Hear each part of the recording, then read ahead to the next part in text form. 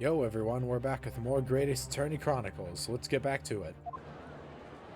By getting this damn gossiper onto the stand, shall we? Order, order! Bailiff! Bring the aforementioned witness back into the courtroom. Immediately! Yeah, hop to it. Chop chop. Oh wow, and he's just showing his neck off to us. Right, I see you. Well, I never! An undeniable ring of bruising indeed. And identical to that of the witness beside him. Now what's going on here, I've always had this me. It's a birthmark, isn't it? A birthmark, you say? I assume the reason you've been recalled to the stand has been explained to you. Sorry, got something in my throat there. Something about an inspector again. But I'm telling you, you've got it all wrong as usual. You're denying all knowledge of it. Well, of course I am. Are you trying to kill me with all this nonsense,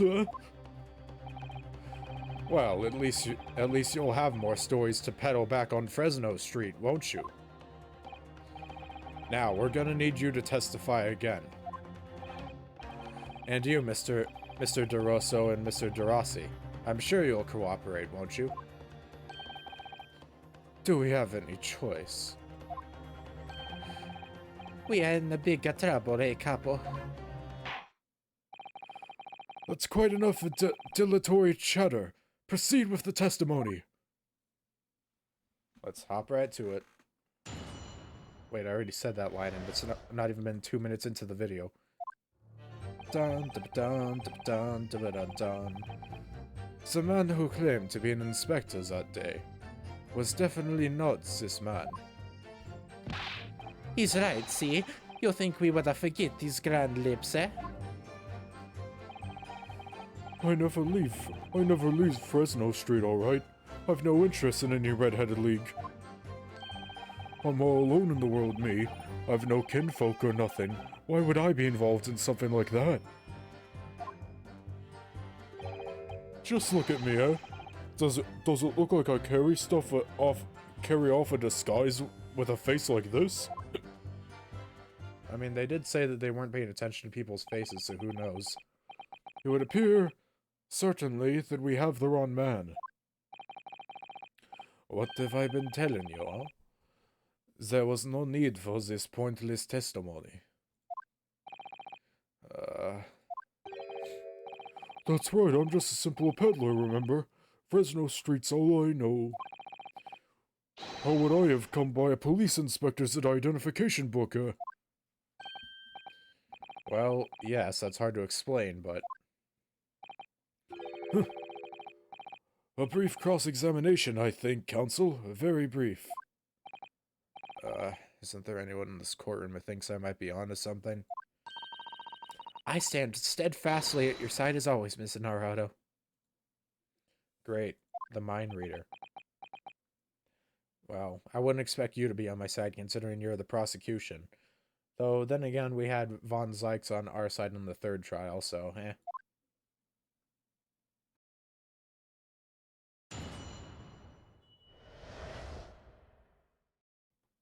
Alright, the inspector and the identification revisited. Redux. Hold it! Alright. So you say, but how can you be quite so certain? There is no need to hurt your hands on the desk, monsieur. Surely the reason is obvious, no? Because I have never seen lips like this. Nevertheless, there's a clear red mark around Mr. Gossip's neck. If that is your real name. Sorry, that just felt like a fun thing to say. And it looks very much like that left behind on the neck of your colleague by your prize color. Sorry, that was some strange wording. Let me try to reread that now that I've actually read the whole line. And it looks very much like that left behind on the neck of your colleague by your prize collar. Mon Dieu! With your words, it is like your You tried to wring my neck. It does look very much like my neck, though, eh? No, this is a birthmark, lad. The biggest lips in London and a neck to die for. Aye, they broke the mold when they made me. Only shooting stars break the mold. For the first time in my life, I feel lucky to have been born with red hair. And I thought being Japanese made you stand out in London. So you maintain that you've never seen this man before? Oui. C'est ça. I swear to it by the flames of my hair. Man, I forget how to pronounce that word that phrase already. I mean, granted, lately I've been doing one recording a day. Usually I record in bulk, but I don't know. I'm not recording early enough, so like I procrastinate until the last second. So fierce pride has outgrown the frustration with your hair now, has it? He's right, see. You think we would forget these grand lips, huh? Hold it! Well, yes, I don't imagine I'll forget those lips in a hurry either. This is what I am saying. For some reason, it makes me want to eat. How did Fabian call it? An eclair. You know. I've never seen the hair as black as yours. Seen the hair as black as yours before either. Likewise, I'd never seen red hair like yours until I came to Britain. See, maybe it's a national trait, eh? Maybe all the people from this man's country have the grand lips. No, lad, I was born right here on Fresno Street, and I've never left. Uffa, this is the problem, see? So you definitely didn't go to the park on Lime Street that day, Mr. Gossip. How many times do you want me to say it, huh? Statement number trace. Hold it! So, you'd heard of the Red-Headed League. You'd heard of the Red-Leaded Heag? Red-Leaded Heag, yes. Had you? You don't get a name like Gossip for nothing, huh? It's my business to know what's going off in town. I saw that tasty Tidbit? It sounds dirty. Can't you just say tidbit? Was that a typo? I sold that tasty tidbit to a fair few redheads that came past me. Just between us, I even got Sandwich to cough up on it. Well, he does have a very red nose if that counts. Who knows? But as you can see, my own hair's got a hint of red in it. In any case, Fresno Street's my patch. You won't catch me sidling off to some other part of town. No, sir, not likely. You got something to say, my friend? Excuse me! Mr. DeRosso. Oui, can I help you? Can I help you? Did Mr. Gossip's words just now lead you to remember something relevant, perhaps? It was the other day when I was looking for a place near the park. A small house or something. To be the headquarters of your Red-Headed League, yes. I visited an housing agent on Lime Street, and there I saw him. This man was paying money to the agent. What? Mr. Gossip with a housing agent? Oui. He had some kind of contract in his hand, and they were clearly discussing terms. But no, you're mistaken, chum. I've never left Fresno Street, me. Like I said before. You're mistaken me for someone else, someone with the same face. No, the capo is right. I remember it too. He was paying the man with the banknotes. With notes? Like I said, that wasn't me. I was curious why this man with the dirty clothes had so much money. So I looked at the name on the papers. And what name was written? Mr. Gossip? No, this man, he lies. He tells you that he has no name. But in fact, his name is a Hugh Boone, eh? He's better than Mr. Gossip, I think, see? Oh, shit. No. I'm a peddler of tidbits of information, like I said, on Fresno Street, and that's that. I don't much like folk talking about my personal life. Indeed. And it is not the intention of the court to invade the privacy of witnesses. Very well, I shall respect your wishes, sir. No, we are not. Screw your wishes. Who gives a shit? The aforementioned name shall be redacted from all court records of this trial, assuming no objections. Objection! Oh, we object. I'm sorry, my lord, but the defense does object. Screw your privacy, sir. Screw the rules even though you have money. Because the name just mentioned has a deep significance to this case. Good gracious! Do you similarly object, Prosecutor Asogi? As it happens, my lord, that particular name has already been mentioned during today's proceedings. Well, I never. In what capacity? Please tell me, I don't have a good memory. Hugh Boone. The name of the leaseholder of the room. Let me put this very simply. The victim's body was discovered in your rented room. I suggest, sir, that you start talking. Well, alright. I suppose that might be the case, eh? Bro, how is your spine doing that? So your real name is Hugh Boone? Well, considering his name just changed. Well, just between us, I don't like to blow my own trumpet, but there's no finer peddler of tidbits in town. So I happen to be able to afford a grubby little room in a falling down backstreet townhouse. You do? And once every 6 months, I go and pay the rent to the agent on Lime Street. I remember now. There were 2 vulgar redheads in there last time. Aye, if either of us is a vulgar, it's not to me. Think again, Peppino. Why didn't you bring this up before? It's like I told you already.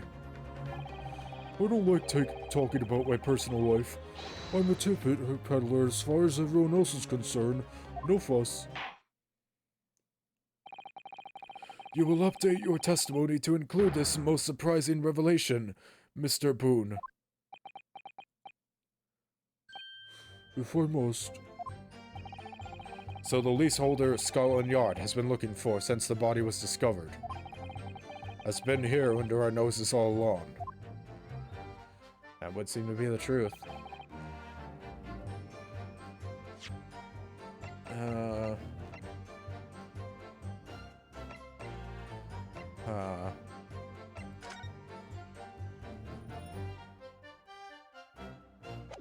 We still don't know what this is going to do. There's a lot of stuff here that we don't know, actually. I assume it's going to connect in probably during day 2 rather than here.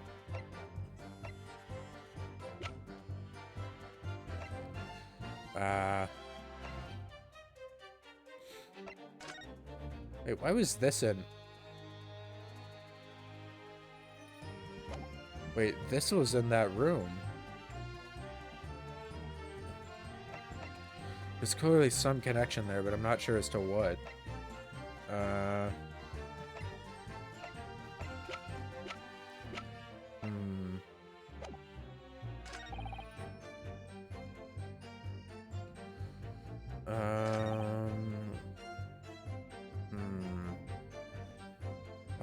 Give me a sec here. Let's just try pressing the statements that we haven't pressed yet. You mean you have no family? No, none at all. So I spent my days on Fresno Street peddling tidbits to passers-by. Hoping, just between us, this is, that eventually someone else with lips like mine will come along. I don't think so. You may be right. Anyway, that mark on your neck is just too much of a coincidence for us to ignore. Well, what's a fella to do then, eh? If you don't believe me, we're at an impasse. And there's nothing I can do but flick my lip. Like this. Like that. Looks like I'm not going to get anywhere here unless I can produce some proof. You're basically saying I got dressed up in pose as some fancy inspector, aren't you? Well, it's beyond me how you think I could do that. Okay. Okay, let's press this now that we have a new statement, maybe. So, you live in that room presumably, don't you? No, I don't live there. What do you think? There's no bed, is there? Just a desk. Then, why would you want to rent it? Well, I don't think I should have to say, really. Then how about the notice board in there? Which was covered from top to bottom in confidential documents only the police should have have had access to. No, that board's not mine. The inspector must have brought it along. It's only the other bits and bobs that belong to me, the desk and the chair and that. People don't generally carry enormous notice boards around with them. The real question is, why was Inspector Gregson killed there in your room? Well, obviously I've not the faintest idea. I mean, it's causing me no end of bother, to be honest. It seems to me that Mr. Boone would rather as little is known about his room as possible for some reason. There's been some weird grammar in like this last like half an hour worth of gameplay. Yes, it does come across that way, and more importantly, knowing that the scene of the crime is actually his room completely changes things. In particular, there's one part of his testimony that's really bothering me now. That's why I'm finally going to undo this man. Undo.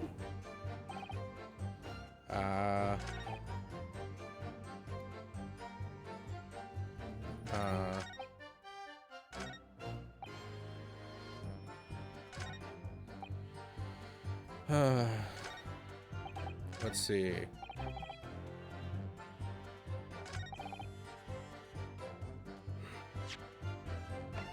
No kinfolk, you say, huh? What was this doing? Objection! There it is. If you have no kinfolk, as you put it, then explain why it is that among the sparse furnishings, we found this photograph in the room. Oh, I presume as you've been renting the room, that this photograph belongs to you, does it not? Well... Mr. Boone, drop the pretense and tell the court exactly who you really are. Oh, shit. Oh, it's the prelude.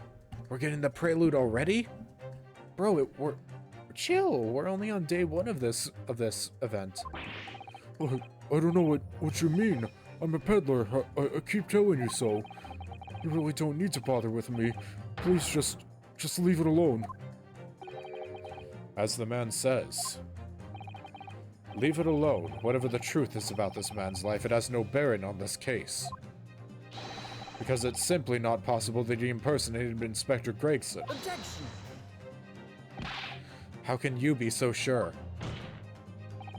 Just look at the man. No amount of disguise could ever hide those unmissable features. Objection! But what if we were to look at this the other way around? What do you mean? Yes, Counsel, what do you mean? Well, there's no denying that Mr. Boone's lip is very prominent indeed. So what if... Are we going to go off the angle of what if Gregson impersonated Mr. Boone instead? Or consider the possibility that his prominent lip is itself part of an elaborate disguise. What? Then hiding that prominent feature, in other words, revealing his true face, would make an utterly impenetrable disguise. Wouldn't you agree, Mr. Hugh Boone? Oh, the theme's playing. Oh, oh! La da da da da na na na da na na na da. Good witness, are you still hiding the truth from this court? I was not expecting to hear the pursuit theme this early. If that's a disguise, then underneath it, his true identity must be. Yes, that's right. There's really only one person he could really be. My lord, the defense believes it can reveal Mr. Boone's true identity to the court. No, please, no. Very well then, counsel. What is the true identity of this peddler who goes simply by the name of Gossip on the street? Obviously, it's Seishiro Jigoku. No. Shit. God. As much as I want to believe that Gregson's alive, the two look nothing alike. I think I know who it is, though. I mean, out of all these people, who looks the most similar, would you say, if you discount the lips? I think I know who it is. Is it you? Take that!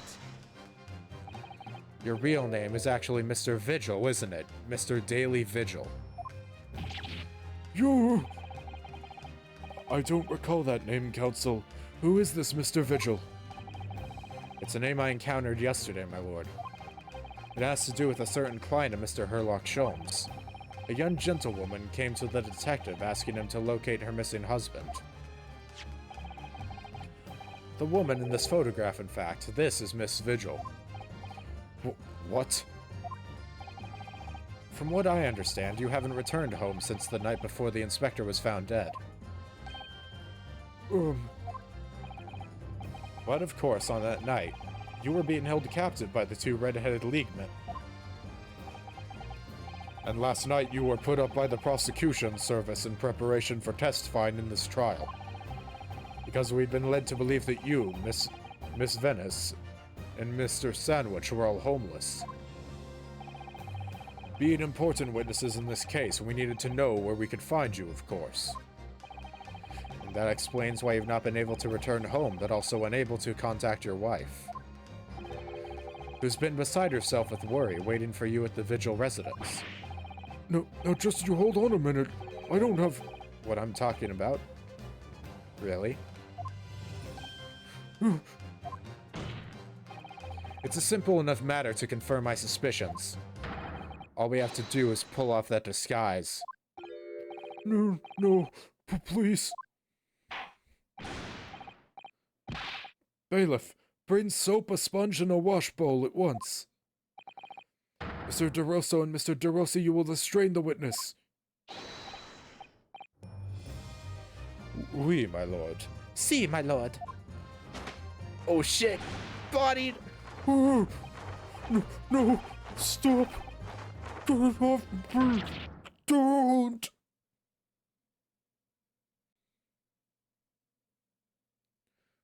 Yeah, raise your head.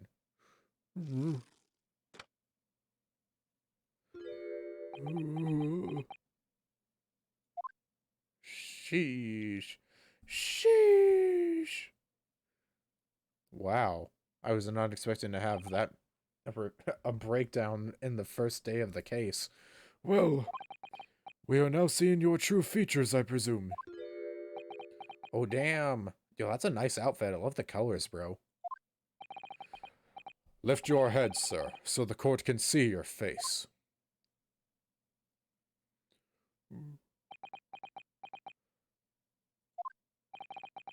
It would appear that the defense counsel's assertion was entirely correct.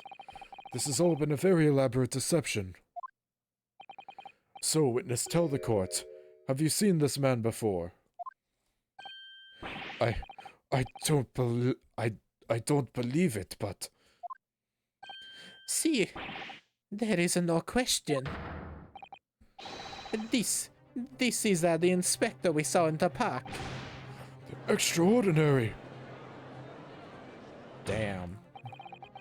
On the day of the Red-Headed League enrollment, the man claiming to be Inspector Gregson who appeared before Mr. de Rousseau and Mr. de Rossi in the park was you disguised as the inspector, or rather, was you posing as the inspector in no disguise at all? Mr. Vigil was formerly employed as the chief warder at Barclay Prison. The chief warder? Then your career had promise. Why, you would quite possibly become the future governor of the prison. What on earth have you been doing peddling tittle-tattle on Fresno Street? Well, it's been 10 years since Mr. Vigil worked at the prison. 10 years. You're finally gonna speak? I'm really dreadfully sorry about all of this. Yes, it's true, I am Daily Vigil. And you were the chief warder at Barclay Prison 10 years ago. So where did Mr. Hugh Boone come from? Boone is, the other me. It's a name I invented. Well, evidently there is a great deal under the surface here. I'll, explain everything. I'll tell you just how wretched my life has become. I'm trying to base it... Oh shit. As you say, it was 10 years ago that my employment as Barclay's chief warder came to an end. The way that I'm doing this voice is that for when he was quote unquote gossip, I tried to give myself like an underbite when I spoke in order to make it so, in order to like kind of replicate his weird ass lip. But now that he's doing that, but now that he no longer has that, I'm kind of just undoing the underbite. And then just speaking regularly while doing that same tone, I guess. Having left the prison service, I searched for some new occupation by which to earn a wage. But times were harder in London, and I found no suitable engagements at all. In desperation one day, I turned my hand at selling wares on Fresno Street. But your wife appears to know nothing of this. She still maintains that you are the chief warder at Barclay Prison. I was utterly determined that my wife should not know of my failings, which is why I've never told her. I opened an account at the bank under the name of Hugh Boone, and I rented the cheapest room I could find on Fresno Street. The scene of the very crime we're investigating. Yes, that's right. Whoa. A place from which I could emerge every morning at 8 as a squalid peddler, and transform myself back every evening at 5 into a well-dressed man about town before returning home. Wow. That quickly became my daily routine.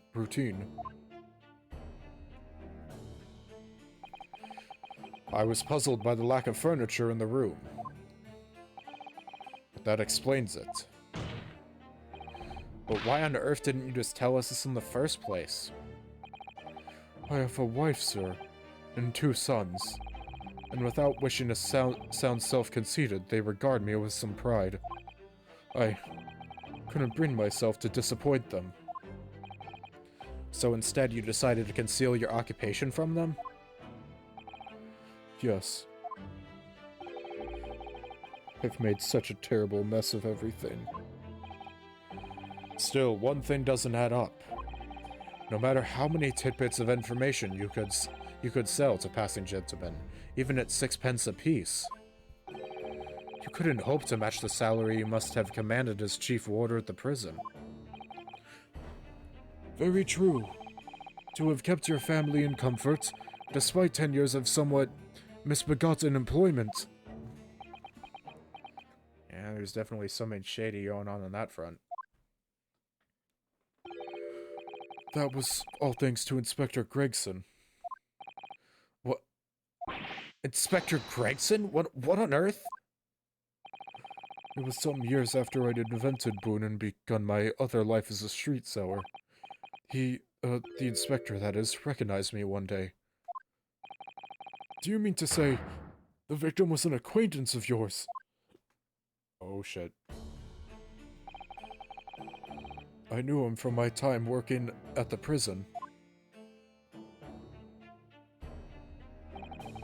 When he saw what I'd become, he was deeply troubled for me and my family. And from that day forward, he visited me on Fresno Street with increasing regularity. So he gave you cash? Then one day, he asked me if I would carry out a secret assignment for him. A secret? What was it? I was to impersonate the inspector. What? Impersonate him?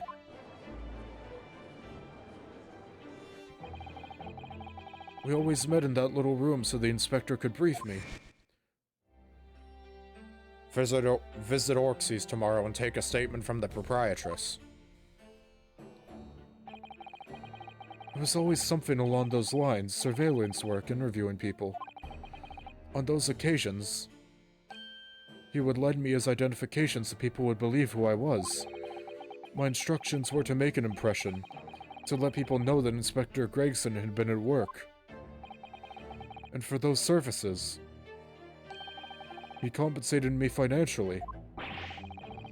A Scotland Yard inspector willingly relinquishing his identification into your care with intent to deceive?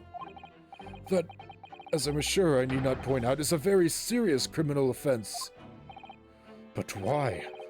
What was the point of you impersonating him? I truthfully do not know. All I can say is that the inspector warned me on numerous occasions. Now remember, Vigil, I need your solemn word. You don't blab about this to anyone, alright? Ever. Even if I end up a croaker.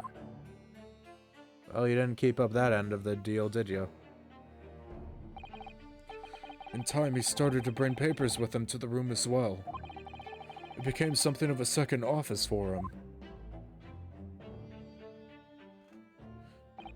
So, in fact, the person who declared himself to be Inspector Gregson at the park on Lime Street was really... Yes, it was me, acting on the inspector's orders. As usual, I removed my Boone disguise, and then went as instructed to the park, armed with the inspector's identification book. It never occurred to me that the bruise on my neck might give me away. Wow.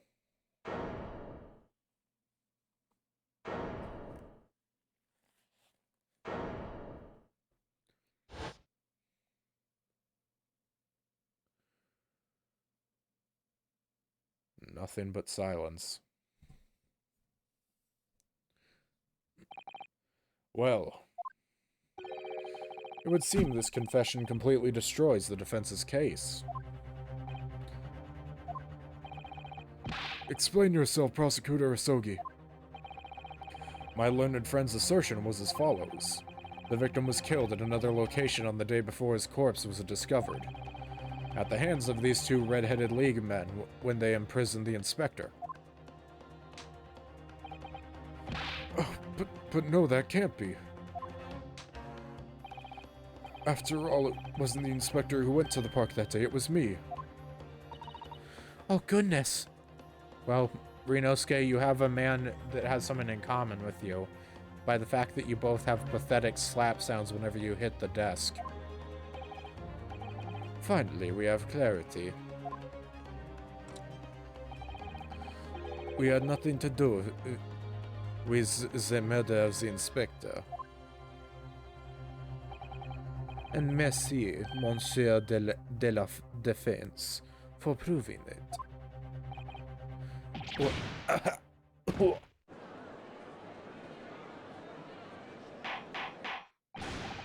Order. Indeed, it would appear that we have reached a de facto conclusion of sorts. These witnesses had no involvement in the murder of the victim, as proven somewhat ironically by the defense. I hereby call an end to the cross-examination. Well, shit, this is... Hold it! Huh? Who? Hold it. Hold it. Oh, that was Cosmo. Pardon me, my lord, but with your permission, I would like to pose one further question to the witness. Cosmo? What question, counsel? It concerns the events of 10 years ago. I believe you would have been present at a very significant execution that was carried out at the time. 10 years ago? The execution of the professor, Genshin Asogi. I want to know exactly what your involvement was. Oh, Answer me, man. one moment, counsel. Is this related to the current case? Dun dun dun dun dun dun dun dun dun dun dun dun dun. Naturally. It is the prosecution's belief that this case and the events of 10 years ago are inextricably linked. Does the defense concur, counsel? Kazuma, you're not yourself. You're not as calm and collected as usual. Poor Kazuma-sama. No wonder he's acting this way. Mr. Vigil's memories of what happened 10 years ago would tell the tale of Genshin Asogi's last moments. His own father. I know. I do understand that. But even so... Prosecutor Asogi. Do you genuinely believe that this question requires an answer in order to learn the truth behind Inspector Gregson's death? I need you to trust me. Please. It's hard to tell if he's doing it just for personal closure or for the sake of the case. Very well. Then the defense has no objection. I see. In that case, you will answer the question, witness. The truth is, I remember very little of that time. You've forgotten? I'm sorry to say, yes. As I said, I resigned from my role at the prison 10 years ago. But for some peculiar reason, my memory of the events leading up to that moment is extremely hazy.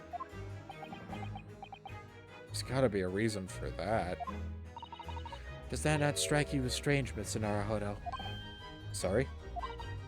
Well, 10 years is a long time. But to have forgotten the reason why he left such an important job. Yes, you're right. And not only that, Mr. Vigil's claim contradicts what we already know. The human spirit is a fragile thing. It's broken all too easily.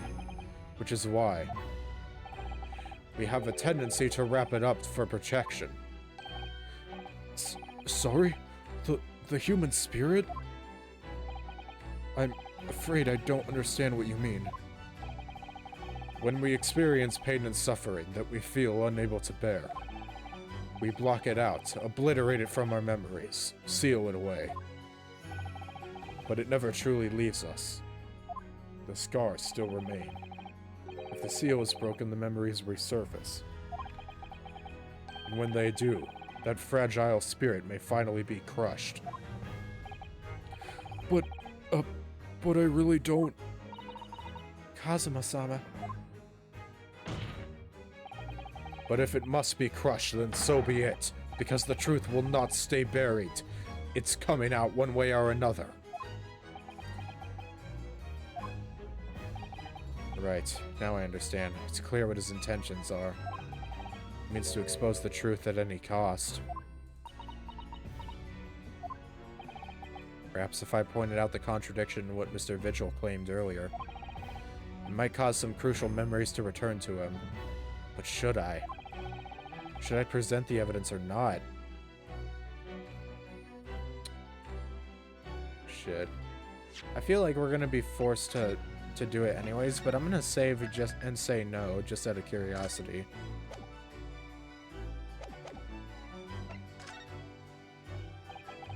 If it could genuinely crush the man's spirit, I can't be responsible for that. I don't have the right. Kazuma-sama won't rest until he knows. This is a court of law, where nothing is more sacred than the pursuit of the truth. Sada-san's right. I knew the risks when I took the decision to fight this trial. Whatever the consequences, I can't shy away from my responsibility now. Mr. Vigil, I'd like you to take a look at this. Evidence that clearly contradicts your version of events.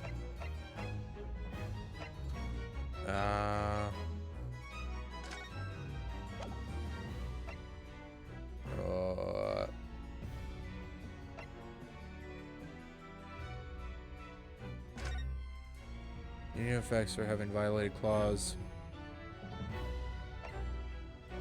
Ah, right. It's probably just this, right? Dismissal note? Just a few moments ago, you made the following statement. I resigned from my role as at the prison 10 years ago. Well, yes. In other words, you claim to have left the post of Chief Warder of your own volition. Oh, well, yes, of course. Why?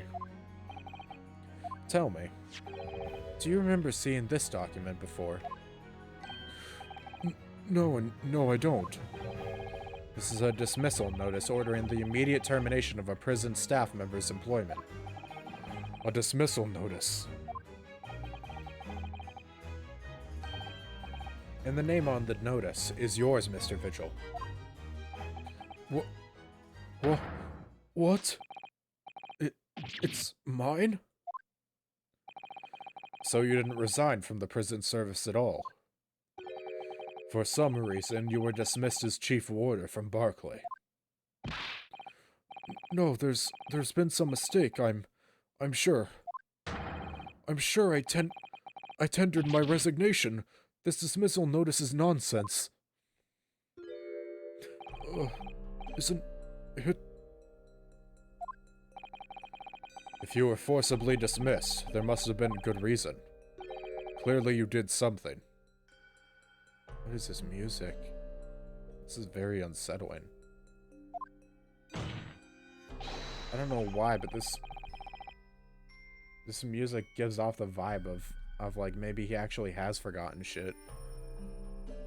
Mr. Vigil, it's time to break the seal and have you remember.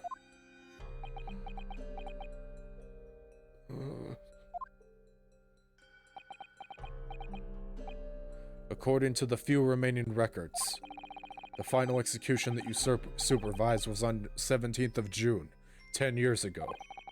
And on that day, something very serious took place at Barclay Prison. The 17th of June. Was that the professor's execution?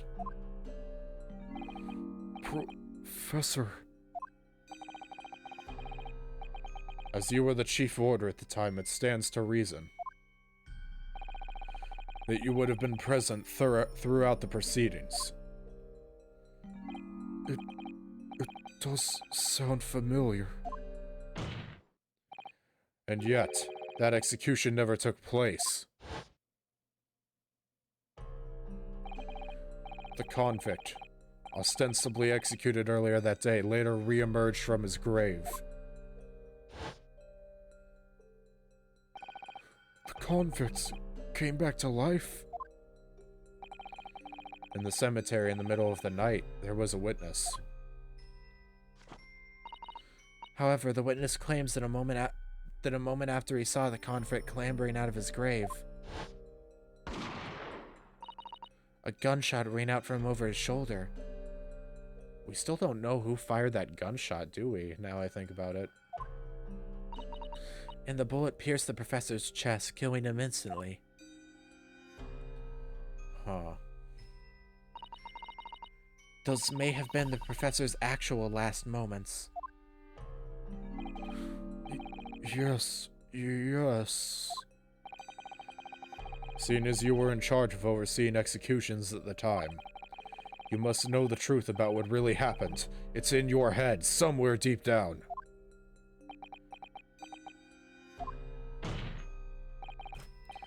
Well, Chief Warder Daily Vigil, I know there are memories in your head that can explain what happened on 17th of June, 10 years ago. And now it's time for you to drag them up.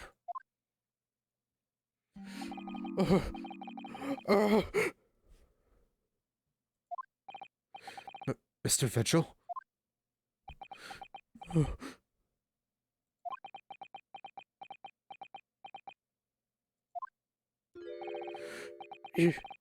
Yes, the whole prison. It was complete chaos. The prisoner escaped. He was killed in the cemetery. The shocking news ripped through Parkley like a hurricane. What?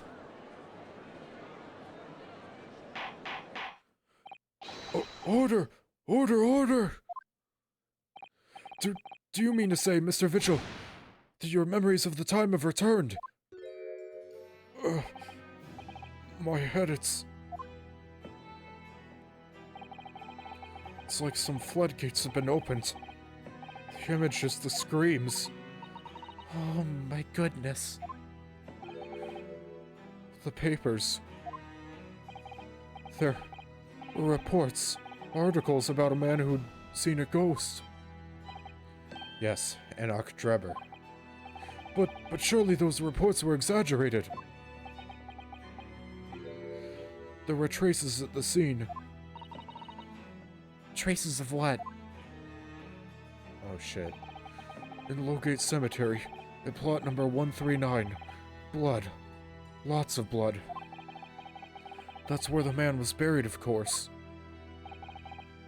Obviously something terrible had happened there. The depths of conspiracy and depravity from which this tale is emerging are quite staggering. I've reviewed the police records from that time extensively. A thorough investigation was conducted by Scotland Yard to ascertain how the convict managed to escape in the first place. And the conclusion reached by the investigation team was that a member of the prison staff must have been involved. Are you suggesting that a prison warder abetted the man's bid for freedom? Oh, yes, and I was suspected of doing it. Of using that mass murderer's execution as a way to help him escape. You did what? I remember now. The horror of it all is coming back to me. When even in a few days after the execution, some detectives came to the prison. You know, this dude's moving his head faster and faster. Bro's gonna turn into a helicopter at this rate. I was called to the governor's office at the top of the watchtower. Oh, God, I have to do Scotland voice again.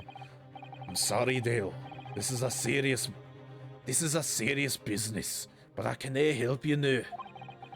As Chief Warder, you are responsible for overseeing the execution of 4, eh?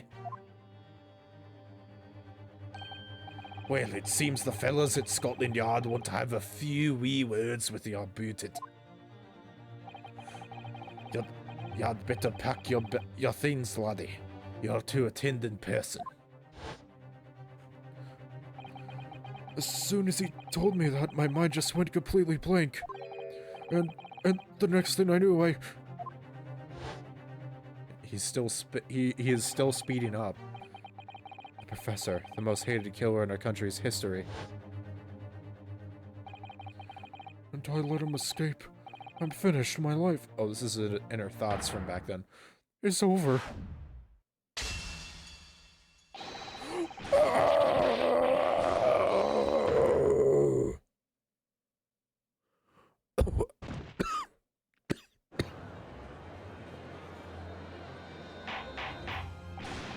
Order, order! Bailiff, fetch a doctor at once! Did he jump out a window? Court is adjourned for today with immediate effect! So, with Mr. Vigil's collapse, proceedings came to an abrupt end for the day. Once again overshadowed by the legacy of that notorious killer, appearing like a cursed ghost ship on a foggy ocean. Lord Van Zeeks, Mr. Vigil, Kazuma, and Gregson. Wait, his name's pronounced Lord Von Zeeks? Oh, fuck. All of them bound by invisible chains anchored to the same wreckage in the murky depths of the past. But the miraculous light that had been trying to cut through the gloom and shine on those tragic events was playing on the edges of the truth at last.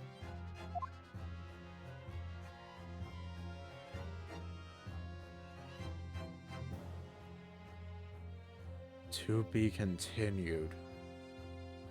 Holy shit, that was an abrupt end.